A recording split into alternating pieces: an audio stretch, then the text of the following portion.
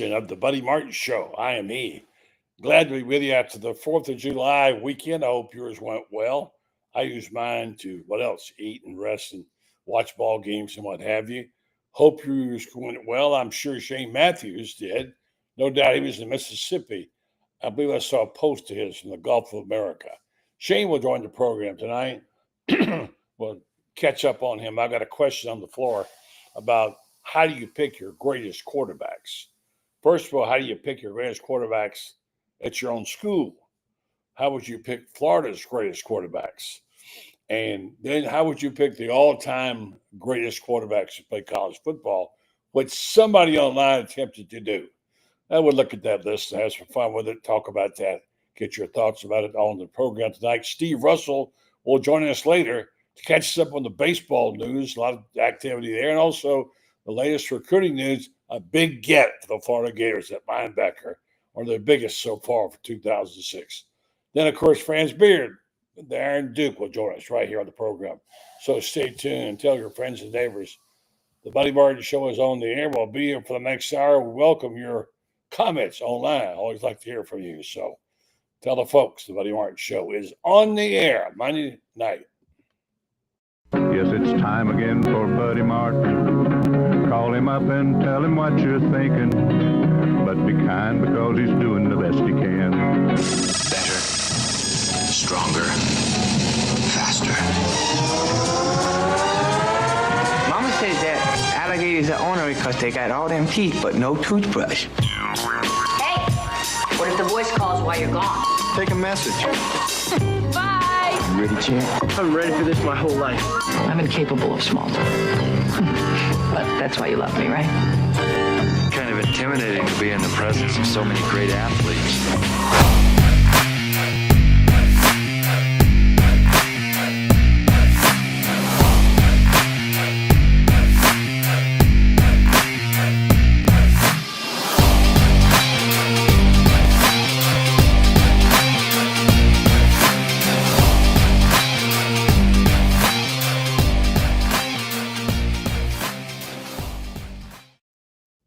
Good evening and welcome to the program, Buddy Martin. Looking forward to talking to you tonight. Been a couple of days as I watched my Tampa Bay Rays get beat again. They're in a tailspin. Baseball is something to do during the summer, and also to count up things and reevaluate people and things. And I looked at a list today thinking about the greatest college quarterbacks of all time. I saw a list. I thought, who could do that? And I realized I had seen every one of them on this list play. Well, maybe I'll try it. You ever try to do that? Then here's a task for you. Think about this is really hard.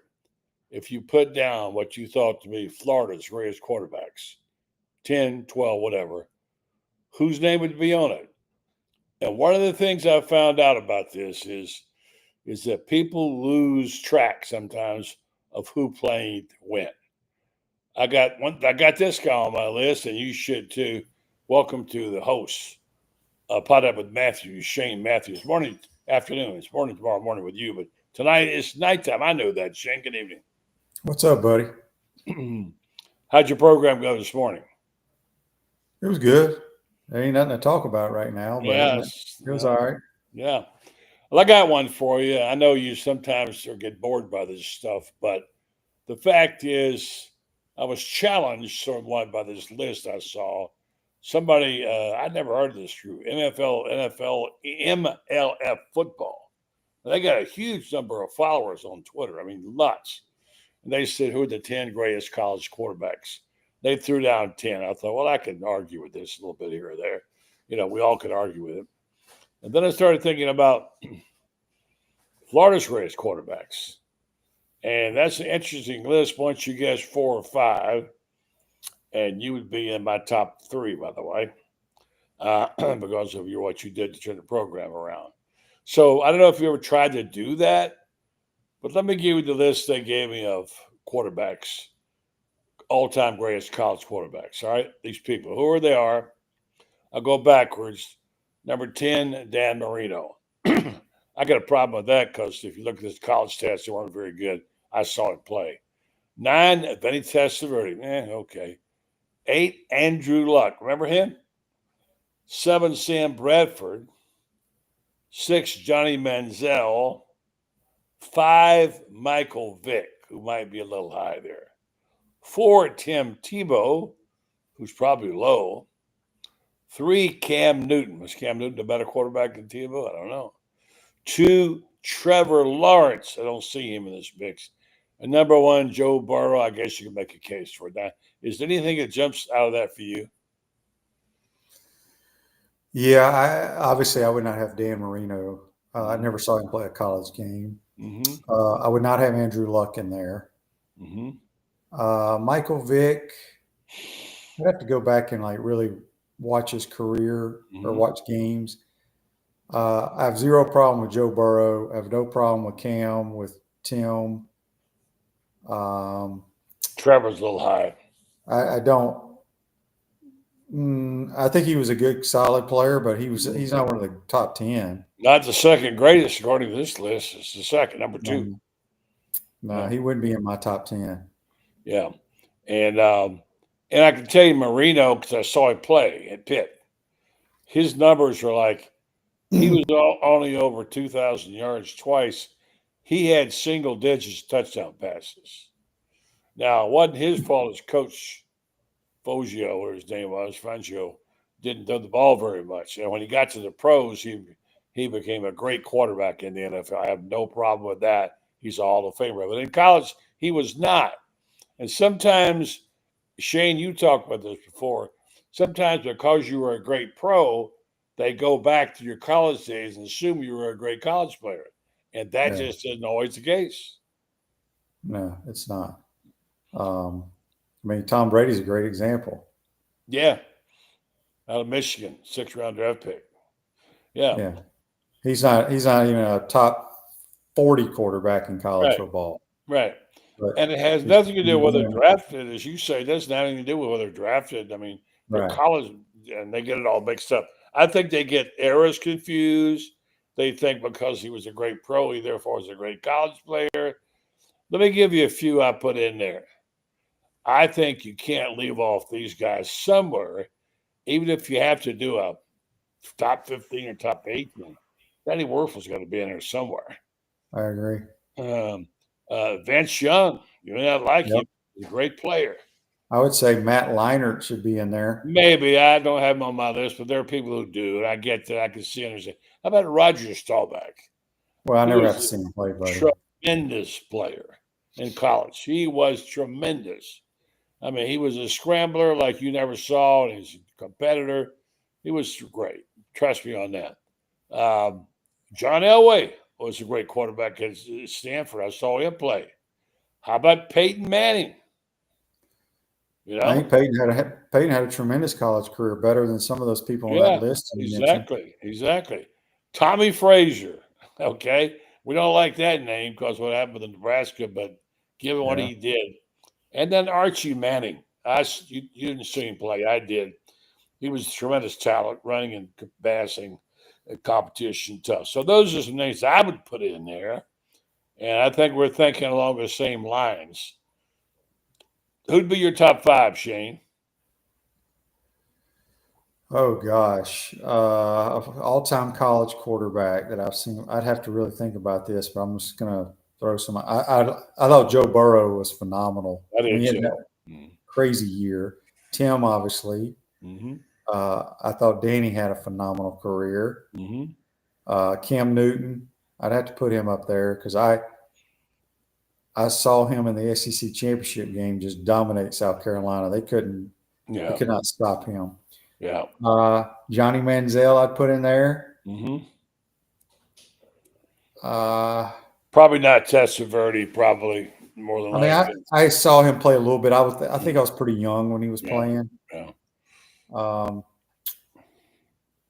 Hell, Baker Mayfield had a tremendous career. Yeah, he did. I mean, Vince Young was phenomenal. He was an unbelievable player. Yeah. But anyway, we can make a list. We come to some kind. Now, here's the hard one. Gator fans, let's see what you can do about this. And also, I'll tell you about another list of all-time greatest Mount Rushmore football players in Florida. But here's a list from all-time Gator quarterbacks. And I put this together, okay? and I couldn't rank him, honestly. I've got Tebow number one because of who he was and what he did. And then I got a bunch of, I put Werfel in there behind them. We got you up there high because of what you did to turn the program around. Spurrier as a quarterback, Lee, when I've talked to people about Steve. I saw him play college, and he was a tremendous college player. I mean, he turned the mentality around of Florida about you can come back and win games late. He was a phenomenal fourth quarter quarterback. I know he wasn't as put up there with the rest of the people, but he was a great player. John Reeves, and you knew him not as a player, was as talented as any quarterback who ever played at Florida. Amazing. Rex Grossman, he was awesome. Kerwin Bell, right? Mm-hmm. And what about Kyle Trask? Mm-hmm. And what about guys like Wayne Peace and Jesse Palmer, etc.? Those are guys. Could you give me your top 5 or 6 Gator quarterbacks? And you can leave yourself out if you want to. Well, the ones. I mean, I got to go by just what I've seen. In no particular order, I'd go Danny, Tebow, Rex, Chris Leak, and Kyle Trask. Okay. Yeah, that's a pretty good list. I got them on my top 10. All right, now here's one. This speaks to the issue we talk about all the time, about how somebody famous does well in pro football, and they go back and say he was a great college player. And it's going to go down hard with a lot of Gator fans because this guy's so popular. But some Chat GPT program they put together, and they had the greatest who should go on Mount Rushmore for the Florida Gators, okay? They've got quarterback? Overall, greatest players ever. The 4 Mount Rushmore players of Florida football. This is what Chat GPT came up with. Obviously, Tim Tebow. They've got Danny Werfel. Then they have Emmett Smith. And then Jack Youngblood. Now, I love Jack Youngblood, and I know he was a tremendous pro. He does not belong on Mount Rushmore as a Gator player. He just doesn't. Does Emmett? Maybe I could argue against him being on there, but more than Jack, because Jack played 3 years. He was a skinny, 185-pound guy from Monticello when he went to school there, recruited by Dave Fuller, and he developed into a good player and a really good player his last year. But he was not a dominant player through Florida for 4 years like some were. And I could make a case for other players. Anyway, that's what I don't know. You got a Mount Rushmore you want to share? Well, I would put the 3 Heisman winners on there. Mm-hmm. And then, I mean, I didn't get to, I didn't see Wes Chandler play, but oh man, phenomenal. Wilbur Marshall. Wilbur Marshall would be a very good one. And then Percy. I would say the 3 Heisman guys, and those 3 guys I mentioned. Okay. Now again, I didn't see Wes play. I saw him play as a Saint. Yeah.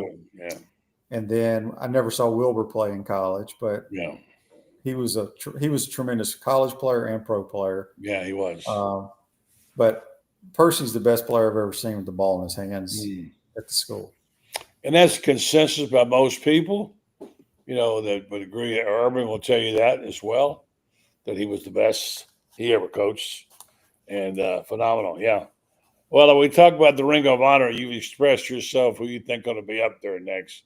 You still feel the same way? Yeah, but there's only 3 people that are eligible. And which one should go first? Either Carlos Alvarez or Lomas Brown. Okay. Because they were right there. And Urban. Yeah. I got you. We talked about that before. Yeah. All right, so how was your weekend? You went back to Mississippi. No, I was in Alabama, buddy. Oh, you went. You filed a picture of the Gulf of America. I figured the Gulf of America is in Orange Beach, Alabama. Okay. Nobody goes to the beach in Mississippi, buddy. You ever been to the beach there? I've passed through. Yeah, it's not great. Rocky looking. It's not very pretty. No, nobody goes to the beach there. Yeah. People in Mississippi go to Gulf Shores or Florida. to Orange Beach They go to or to Florida. Destin. Yeah, they do. Yeah, it's just not a.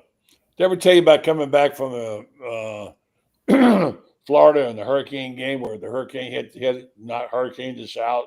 We're driving there and we were driving like a bat out of hell to get out of there before the hurricane hit. And we got to Pascagoula, got over the bridge, and about 30 minutes down the road, the radio said the bridge of Pascagoula has just been knocked out. Let's talk about white knuckle time. And then we got back to Pensacola and spent the night. But a lot of bad stuff happened there. So, all right. So, big recruiting news today. I know you don't keep up with it, but this guy is apparently a big dog. They got the linebacker, a 4-star from Lakeland, Malik Morris. And he's considered to be really more of a 5-star than a 4. And a big get for Billy. So it appears as though, although you don't follow it that closely, it appears as though that they're doing pretty good. Yeah, it seems like it. Seriously, I don't follow it at all. It's always good with these guys verbally commit, but nothing matters until they actually sign. Mm-hmm. Yeah, I know. That's one way of looking at it. I know a lot of people share that with you. So I guess you must have the news about the Tebow family. What happened? She had a baby. Tebow had a baby girl. Okay, awesome. Yeah. Congratulations to them. Tim and Demi. So I'm sure that they have not named her yet. So that's I got that off of a Heisman Trophy text today. The fact is that you're that's good. But I know it's a happy occasion for the Tebows. I'm a good family of people, and congratulations to them. I forgot to ask you if you cooked out or not. Did you cook out? Yeah, kinda. I mean, it was we had a lot of people, and I didn't do any cooking. I can tell you that. Yeah. You have people though. Yes. Who all was there? Was most of your family there with you? Yeah, just all my family, grandkids, all that kind of stuff. What occasions do you all get together? Basically Christmas and 4th of July. Mm-hmm. Yeah. Yeah. Thanksgiving is a good time too, because lots of good but it's football. Football's going on. I know. You're locked in there for sure. So, all right, Shane Matthews with us. He's riding out this. Hey, it's going to start here in a few days, SEC Media Days, and we'll be talking some real hard questions on football. And the lists are coming out, and people are getting a lot of run. Gators are getting a lot of run. People are talking good things about them. And I don't know if you've been hearing anything or not, but they're going to, yet when you all said and done, the fact is that they're getting such great reviews. People are putting them up high, but in the end, when it comes out, they wind up being 11th or 10th or whatever. And the new FBI is out now. And so Florida, what a difference is going to make if you say they're going to be 9-3, which I think is kind of what we're thinking. That they're going to be depends on which 3, but they got to have some wins in there that will be over big teams to do that. So it's all going to be really kind of up in the air according to week by week. But I think we've established that they're good enough to beat anybody, and they're going to have the opportunity to show that. And in a way, it's better if they don't get too much hoopla, because they need to be kind of still hungry. They need to be doubted. They need to have that chip on their shoulder. They seem to play better, don't they? I guess I've never been one of those big believers of the chip on the shoulder. You have 12 games scheduled, and you work out and you meet and you train about 11 and a half months to actually get dressed and play 12 games. If you can't get ready to play for those 12 games, something's wrong, in my opinion. So I feel like we'll be ready to play all of them. And sometimes it doesn't happen that way, whether, the players aren't ready, didn't have a good plan from a coaching standpoint, whatever. But you only play 12 times for sure. You got to be ready to play in those games. Yeah. Shane, you've always been one of these guys. You're a uniform guy. You love traditions, things like that about college football. You certain uniforms you like and don't like. And I don't know how you feel about traditions and college songs. Which ones are great? I've got a list here. Somebody put out best college football stadium song traditions.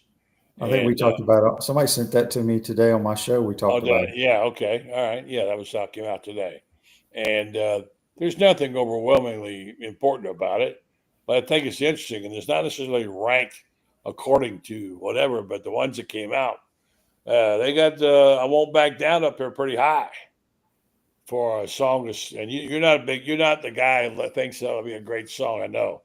No, I have no problem with it. I think it's great. I think when the student section does the silly ooh ah during the song, it literally gives me the feeling of when you have fingernails on a chalkboard. I just you can't said stand that. it. See, I like that. You don't. I don't know why. Honestly, my two favorite songs on that list, buddy, are Rocky Top Yeah. and Dixieland Delight. Okay. All right. Well, the other list, Country Roads is a real good one. That's a good one too. I forgot about that one in West Virginia. Yeah. That one's outstanding. Yeah, and I don't know about some of the others. I mean, Calling Baton Rouge. I don't know how that even goes. Yeah, that's Calling Baton Rouge is a Garth Brooks song. It's Sandstorm's good. It's good, but it's not necessarily a good college fight song. I didn't even know Michigan had one called Mr. Brightside. Did you? Mr. Brightside. No, we talked about it, but the listeners on my program said that if you heard it, you would know what the song is. Yeah, it's probably true of most of them, yeah. Jump Around Wisconsin.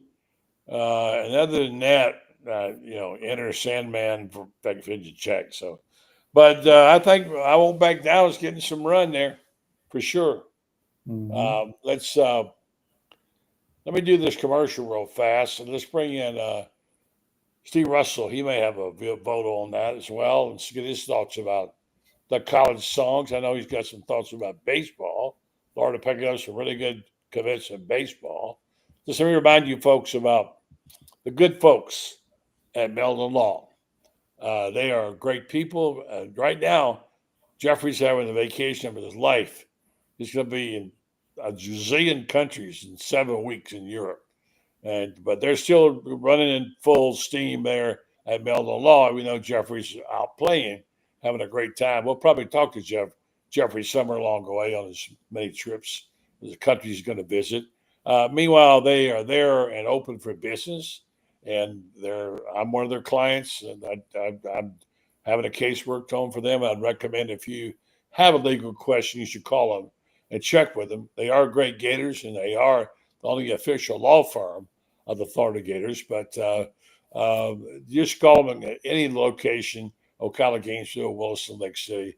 Meldon Law, they won't back down. Let's go see if this guy has an answer to that question. Let's see what he have. They don't have many college fight songs for baseball, I don't believe. But Steve Russell does more than baseball. Good evening to you, Steve. Guys, how are you? No, I don't know any fight songs for baseball. No? No. And I agree. You know what? Whether you like Tennessee or whether you don't, when you hear Rocky Top, you know what that is. You know what that is. That to me is number one. Good, bad, wrong, right. That it is. When you and Won't Back Down is relatively recent. Yeah. Rocky Top's been around for a gazillion years. Yeah, I agree with you. You're right. And Shane mentioned that one song, Michigan, Mr. Brightside. I don't know what that is. I don't either. And Shane, I agree. Country Roads too. That came to mind like that too. Yep. Well, it's kind of where you are and what you're doing. You hear Rocky Top and yes. And now I think Florida's getting a reputation for Won't Back Down. You know right away what it is when you hear it. I wouldn't know tsunami or current craft or jump around or sandstorm or Mr. Brightside, I would know Dixieland tonight. So it's part of the hoopla. So Steve, how you doing, man? Doing well. It's funny. This is the time of the year when, we're all stretching because it's July. It's probably the worst sports month in the entire year. I mean, you got Wimbledon and, Ben Shelton's doing great. Yeah, which helps. And you got the baseball draft coming up on the 13th. So, NFL training camps, but really, all this is great. You guys just been doing it. It's all speculation. Look at this game, look at that game. And it's fun to do, but I'm with Shane. It only counts, when they start the game. Here, let's go. That's when it counts. Well, it's always been fun in the off season to sort of speculate. And in Florida football, it's been as long as I can remember, talking about it over the summer was a national pastime for Gators, which I think they love to do and speculate and guess and whatever. And it's fun to do that. But you can't beat the real live bullets when they start flying. And I think the anticipation, a year when you can anticipate, which Florida can do this year, it's a little more exciting. I think when things start, that first weekend against LIU, notice LIU, we're going to find out in a hurry because there's so many great games, especially game 3 through 6, which is what I call a scorched earth Saturday is coming up, and it's going to get interesting in a hurry. And I think all I've been hearing and talking to people about is this team's got a real chance. And Shane, you've said yourself this opportunity. Do they beat these teams? I mean, if they could split with the Texas schools, that would be one. And somehow win in Miami and Baton Rouge. That would be, and that's a pretty tall order, Steve. It is doable, though. Look, LSU came in here last year with a really good quarterback. They couldn't block. They couldn't protect him. Nussmeier was buried all day long, and Florida played really well. Ole Miss gagged one away here. Arguably could have won that game. I don't think they're as good as they were a year ago. I think A&M is going to be pretty good. But, is their quarterback going to be the real deal? So Florida's got a chance to be a playoff team, no doubt. But they could also be 8-4. And that's, that's where I think Florida is right now. Yeah, well, I don't know. I know, Shane, you're a big Nussmeier fan, aren't you? Mm-hmm. Yes.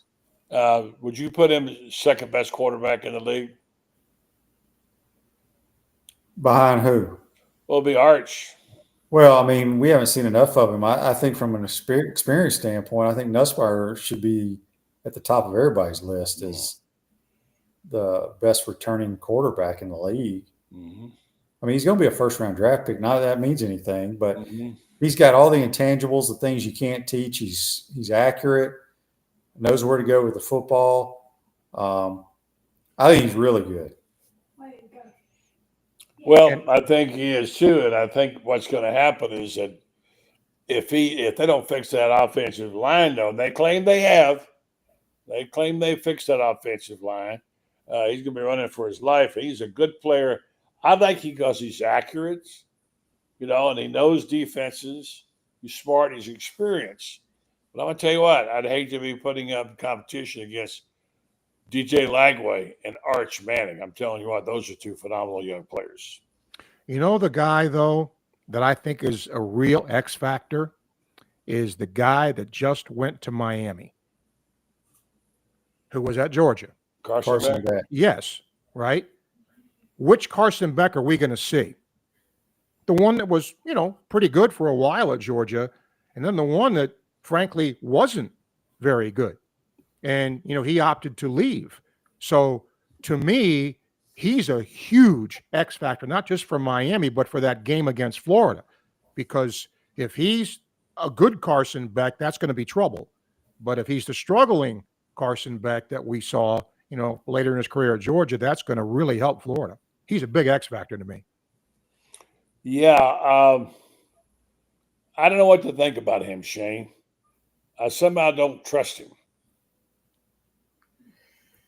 I mean, I don't know what to think about Miami, period.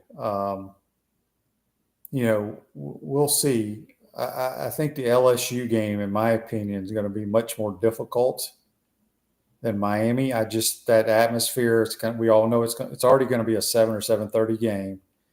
It's the hardest place in all the sports to play, and they have. I mean, it's a huge game for them.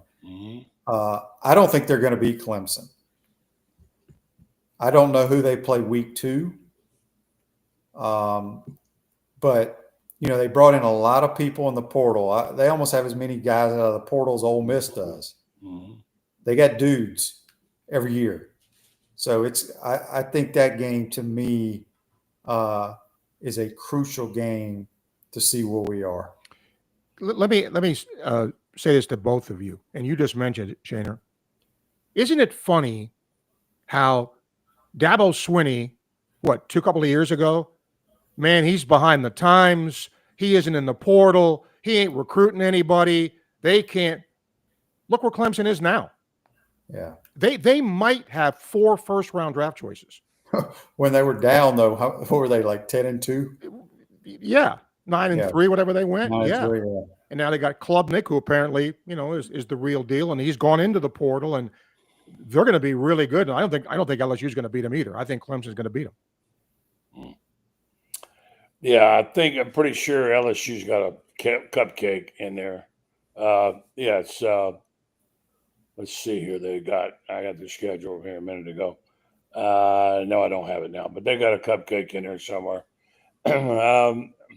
Yeah, you're right. I think we a lot riding on those first 3 or 4 games and stuff. And Clemson's getting a lot of run. Klubnik's getting a lot of play. Yep. A lot of people like him. And I don't know if you didn't hear earlier, but we were talking about picking the first of all, the best quarterbacks in the SEC is hard enough because there's some good ones there. And then also we talked about picking the all-time Gator quarterbacks just for the heck of it, Steve. Who would you put in your top 5 all-time Gator quarterbacks? Boy. Well, I mean, look, you got 3 Heisman winners. I think you got to, put them in there. Although, Coach Spurrier played in a much different era because, he didn't throw for a lot of yards, but you got to put them in there. I'm not just saying this because he's my buddy and he's right there, but that guy right there might be one of the most he and Chris Leak, maybe 2 of the most underrated Gator quarterbacks. Because look, Rex Grossman had a nice NFL career and love what he did, but I mean, Shane has a lot of awards and a lot of hardware. And again, all Chris Leak did was, help his team win a national championship. So, I mean, I think those 5 right there, but could you make a case for John Reeves? Because, when he left college, he was, college football's all-time leading passer. Rex Grossman, Jesse Palmer. But if I had to just top of my head talk top 5, it's the top 5 I just mentioned. That's good. That's good. Listen, I'm with you on Shane, and I'm with you on Spurrier. And I go back to people who saw him play in college. Lee McGriff was one. People remember we were talking about Steve as a coach about 6-7 years ago. He said, let me tell you something. When I think about Steve Spurrier, I think of him as a great player. He saw him play, as I did. And what you have to understand is just like with Shane, the culture they're going into, they have to change that culture. For Florida to have a chance to play against the Georgias of the world, you had to have Steve Spurrier saying that we can do this, whatever, we got beat that way. And Shane was the key guy in that whole flipping the mentality, getting us going, winning those ACC championships. Because without that happening, they wouldn't have been successful. So Shane deserves to be in my top 4. And I give Spurrier my top 5 too, because what he did.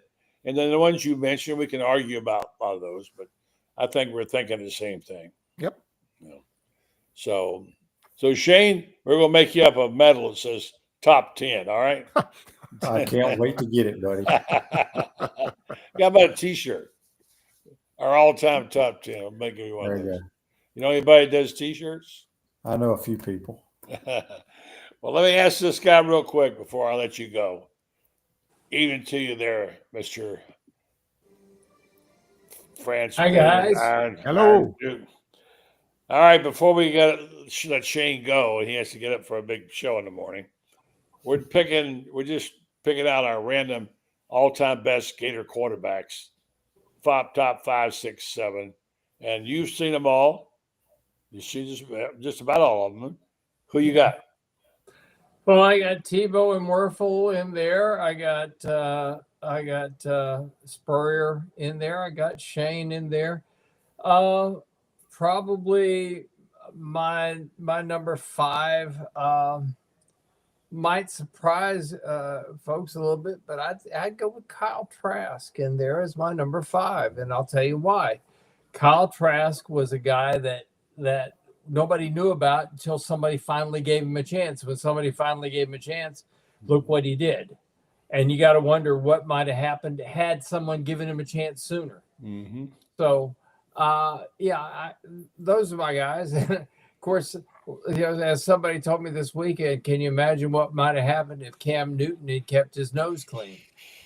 Yeah, and among other things, yes. So this list I've got, I put Tebow at number 1, and after that I kind of threw in names: Werfel, Matthews, Spurrier, Reeves, Grossman, Bell, Leak, Trask, Peace, Palmer, and so on.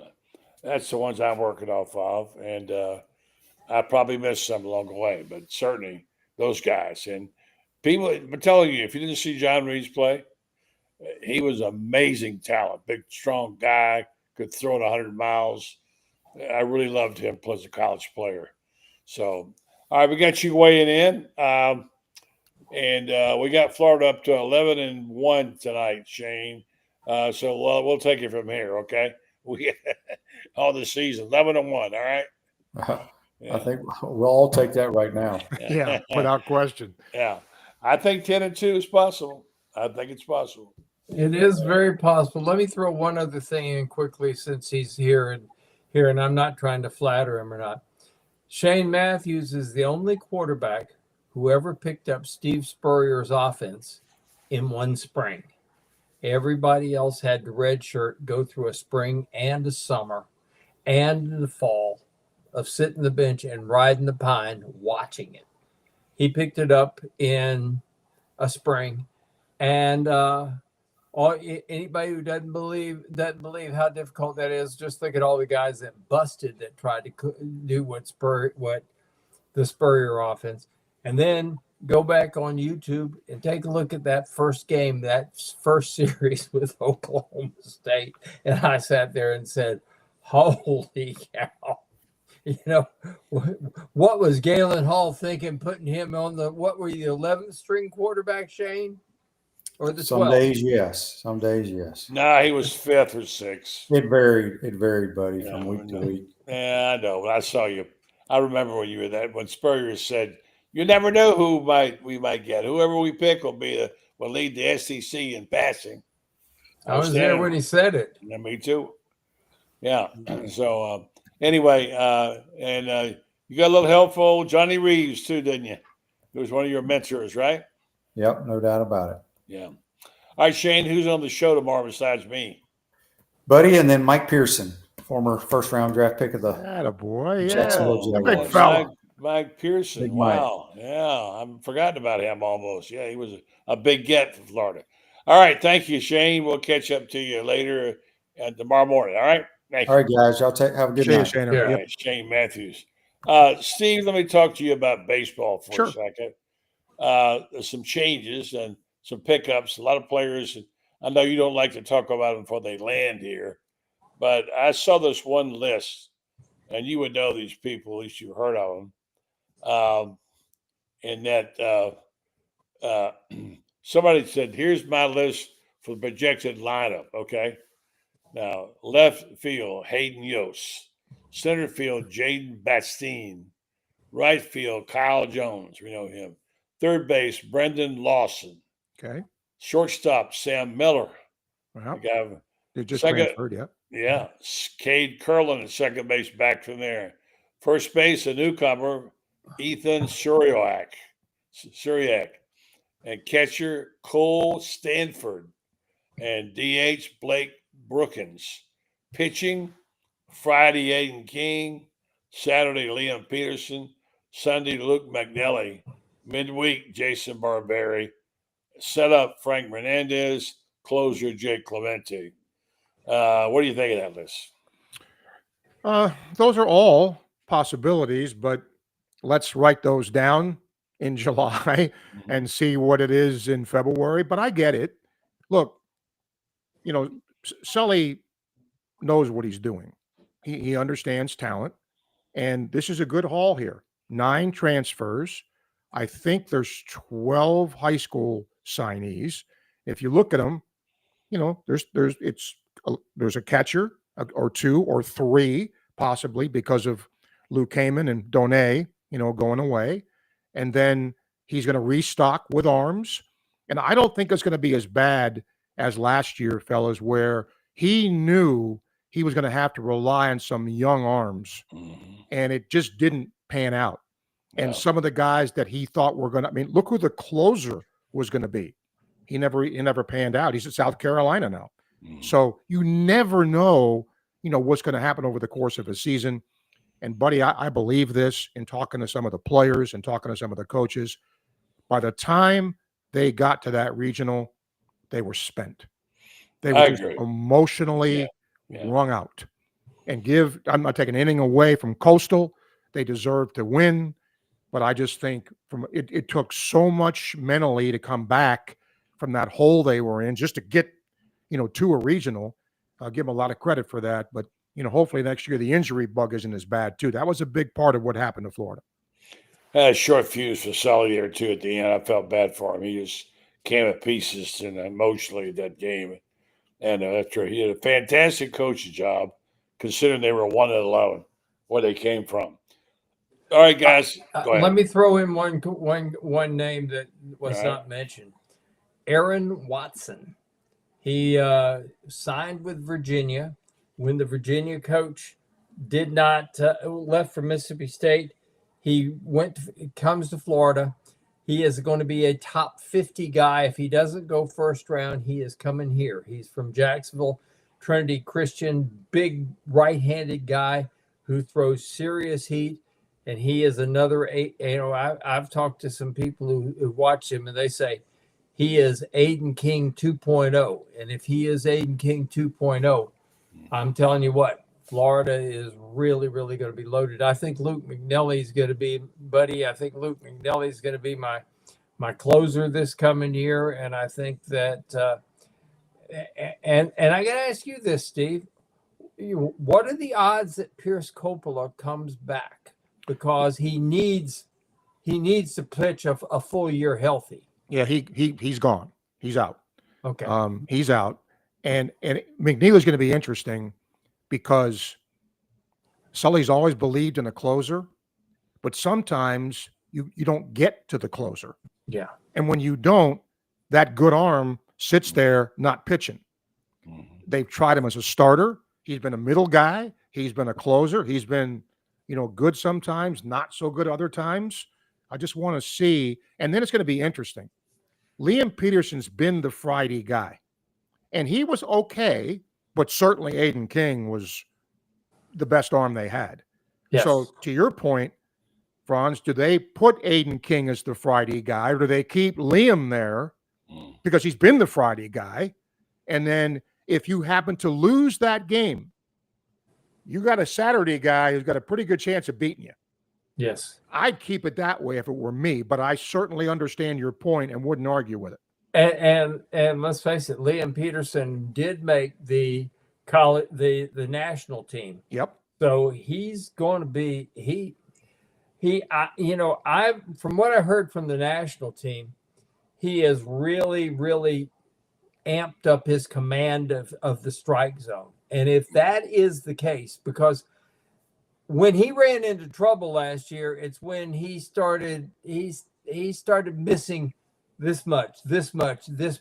He wasn't a guy that missed big mark. He didn't start throwing the ball all over the place, but he'd start missing and a ball that's supposed to be down this much is up this much and it's hittable and stuff. And as I understand, he has really, really developed his command of the strike zone this summer. And if that's the case, he's going to be a beast. Yeah, no doubt. That's why keeping him in the Friday slot wouldn't shock me. Well, you also got pitchers. I didn't mention these guys: Ricky Reith, Christian Rodriguez, Russell Sandiford, Skylar Sanford, and Joshua Rittenauer in relief. So those guys are out there too. All right, you guys in for some humor tonight? How do you feel about all the humor tonight? I'm ready. We're all getting older, right? We're getting older and things change. I love this. I saw it today by a guy named the old salty Marine. For those of us who get a little older and occasionally things change and they're different than what we remember them, you'll love this, all right? A group of guys all turning 40 discussed where they should meet for lunch. Finally, it was agreed they would meet at Hooters in Atlanta because the waitresses were pretty and wore miniskirts and tight, short shorts. 10 years later, at age 50, their friends once again discussed where they should meet for lunch. Finally, it was agreed they would meet at Hooters in Atlanta because the waitresses were attractive, the food and service was good, and the beer selection was excellent. Then 10 years later, at age 60, their friends again discussed where they should meet for lunch. It was agreed they would meet in Atlanta at Hooters because there was plenty of parking, they could dine in peace and quiet, and no loud music, and it was a good value for the money. 10 years later, at age 70, the friends discussed where they should meet for lunch. Finally, it was agreed they would meet at Hooters in Atlanta because the restaurant was wheelchair accessible and had a toilet for the disabled. And finally, 10 years later, at age 80, the friends discussed where they should meet for lunch. Finally, it was agreed they would meet at Hooters in Atlanta because they'd never been there before. Okay, I like it. That's not bad, guys. It's all good fun. We're poking fun at ourselves when we say that. Do you know? I'll tell you somebody else. Since we were talking transfers, I'll tell you somebody else who picked up a really, really nice transfer, and that's Tim Walton. Picked up a pitcher that he needs because Rothrock, we just don't know about Rothrock. She had the injury problems in high school with her legs, and this year she had it with her shoulder. And when she's really, really good, she's a dominating pitcher. And she had some moments at the end of the year when she dominated, but then she'd let a ball get away from her and everything. Tim picked up a pitcher, and I got to tell you what, he's going to be a loaded ball club again next year. This kid, he's got Taylor Townsend, who's going to play, who is just absolutely can fly. He's got players that can surround Shoemaker, and they will be better next year than they were this year, and I believe that. All right, let me let Steve go. Make a comment, Steve. Let you get out of here. Yeah, go ahead. Real quick about softball. It's funny. When I first started doing the softball broadcast on radio, when it was resurrected, Florida had a pitcher named Chelsea Sakisi. Really good. This was 1998, I think. And a lot of 1-0, 2-1, hour and 40 minutes off the air, went home. Slap hitting. Well, look how the game has changed. You could get away with having one pitcher. You could get away with it. Now you can't. You've got to have at least two and probably three to be really, really top shelf. And to your point about Rothrock, Franz, when she's healthy, she can be dominant.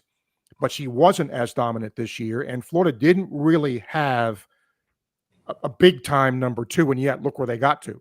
Yeah, exactly. Ava is a pitcher you got to. She's more of a hitter, I think, than a pitcher, and you can spot her against certain teams. Correct. Olivia Miller, I think, is better than what we've seen. Again, you can spot her against some teams. I think Oxley's going to be good, and if the kid from up in Georgia, Georgia's interesting because they play their softball in the fall. And the word is that she's going to enroll in January. So all of a sudden now the pitching staff is looking good. The hitting, there's not going to be any problem with the hitting. Right. You got Erickson and Shoemaker in there. And Gabby Cormier is a stud. She really is. Plus they're going to be really good. I think it's going to be an interesting year. And if Mouse gets his runners healthy again, Lord have mercy, we could have a really nice run next year. No doubt. All right. Thank you, Steve. Yes, appreciate it, man. Good to see you, bud. Yep. Take Good care. to see you all. Yep. All right. All right, friends, we got a couple of minutes to let you do this. Let's talk about the debut of the two Gator basketball players. One all of a sudden traded, and both of them came out pretty well. Talk about Walter. Walter spent his game setting people up. Ended up with 6 assists, played really good defense. Scored 9 points, had 6 assists, couple of steals. His first basket was phenomenal. I mean, he just breezed through the court and he went up right over Janai Broom and sticks it in. Boom. Just like that. Will Richard, I think, surprised some people with a 16-point outlet for Golden State.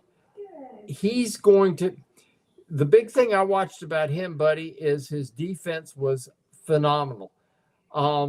This weekend, I'm working on stuff for the book, trying to finish that up to get it to the editor this week. Yeah. Monday or Tuesday, hopefully. That'll be good. Today's Monday, Tuesday, or Wednesday, hopefully, rather. So I'm rewatching these games. The number of really solid defensive plays Will Richard and Elijah Martin made, it's mind-boggling. And until you've had a chance to watch the games over again, because you know what's happened already, you can focus in on some things. I focused in on Will Richard's defense against Auburn at the end there. 2 huge plays there. Florida comes from behind to beat Auburn. Against UConn, big-time defensive plays. Texas Tech, Houston. He had big-time defensive plays in every one of Florida's comeback wins. Elijah Martin, same things. And these guys are going to stick in the NBA because of that. We tend to, because the Gators were so good at scoring points, we forget that they were ranked by KenPom like the number 4 or 5 defensive team in the country. Number 2 offense, number 4 or 5 defense. I mean, that's just basically unheard of.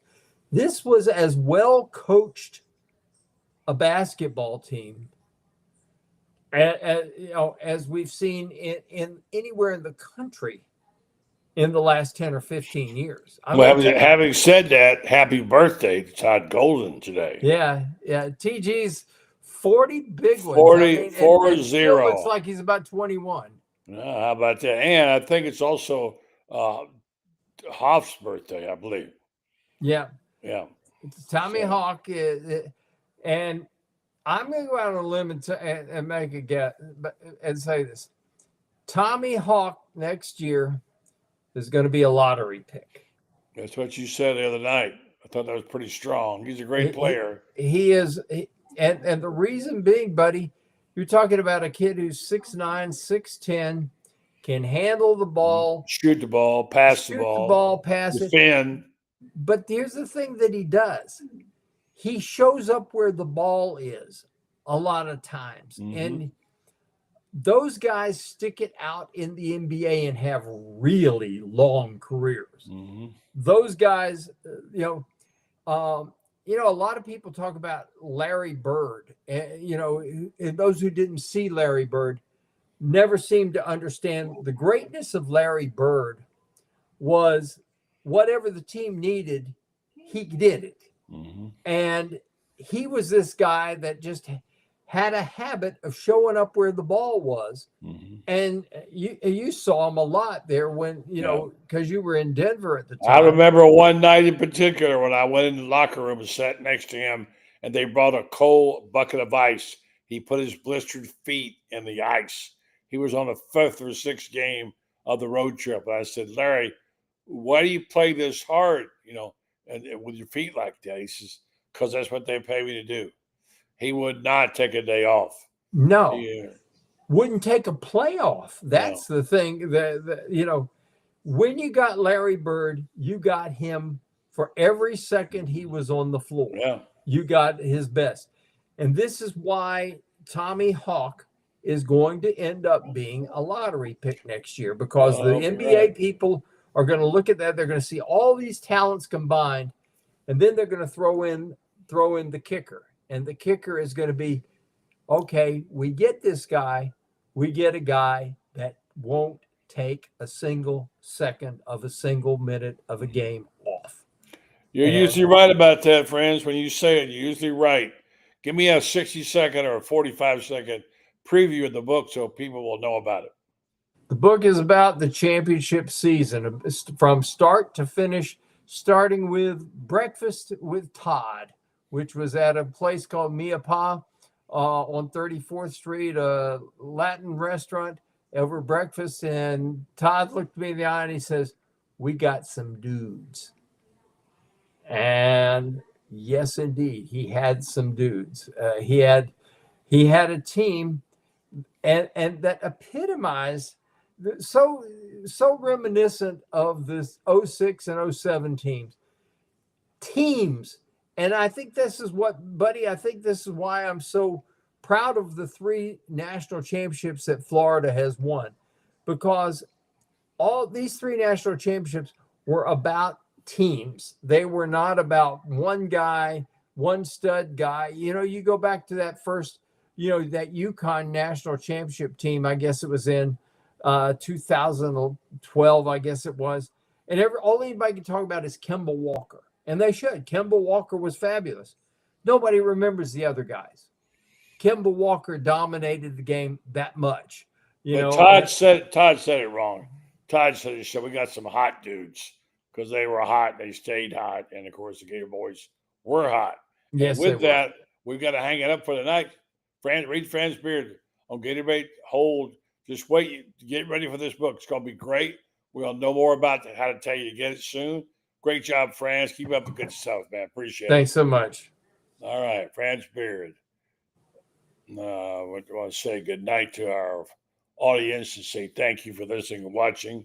While we tell you about Titan MRI and Imaging, we save it to last because they're such special people. Titan MRI is now Titan MRI and Imaging. They acquired Highfield MRI. Joe Colorio started Highfield in 97. Now he's back. Titan MRI and Imaging has 3 locations to serve you. 2 in Gainesville with its Park Avenue location, now at the Millennium Center, and 1 in Lake City serving all of Columbia County and Valdosta, Georgia. They offer the same great customer service. They accept your insurance, or you can go through their convenient self-pay options. Titan MRI Imaging offers MRIs, CAT scans, X-rays, and ultrasounds. Easy scheduling, lots of options. If you work and you can't get off to go, they'll make you a nighttime appointment. So whatever you need, they can take care of you. And don't worry about claustrophobia. They have those oversized MRI machines for patient comfort. So check them out. Titan MRI and Imaging near you in North Central Florida. Thanks to our guests tonight. Appreciate very much them all being here. Usual crew tomorrow night. Lauren Meadows will be back. And we'll have our regular team all week long. Looking forward to having you. Thanks for listening. Thanks for watching. Have a great night.